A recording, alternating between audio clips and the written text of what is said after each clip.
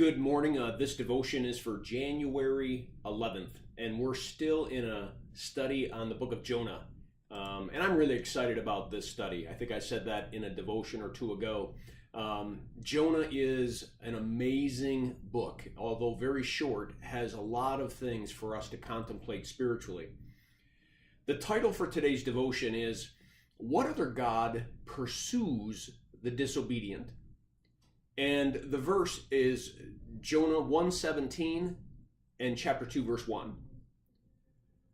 But the Lord God provided a great fish to swallow Jonah. And Jonah was inside the fish 3 days and 3 nights. From inside the fish, Jonah prayed to the Lord his God.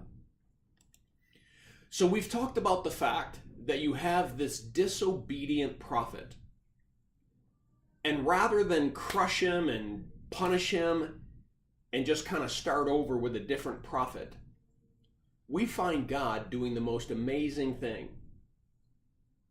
He affects nature itself and causes a storm to develop on a sea that's so bad that sailors know that there's some kind of divine force involved in the storm. They end up throwing Jonah in the water, and as soon as they do that, the waters become calm and the storm ceases.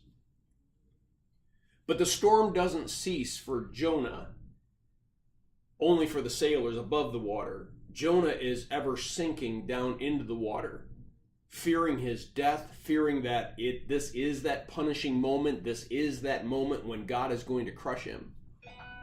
And instead of that, miraculously God causes a great big fish to swallow Jonah up, and not to consume him, but to save him.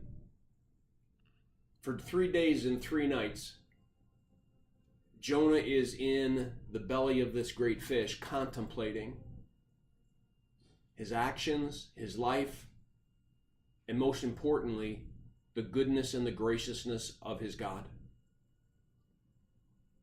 That God is not a punitive God, but God is a loving, redeeming God. And so he moves from disobedience to inside the belly of this great fish.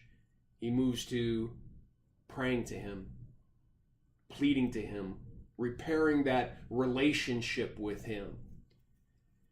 And I titled this devotion, What Other God Pursues the Disobedient? Because I often emphasize that Christianity is not like all other religions on the planet.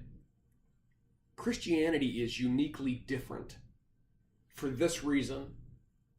Other religions would say, you're bad, karma's going to get you. The gods are going to make sure that you pay. If you're good, then you're going to end up okay.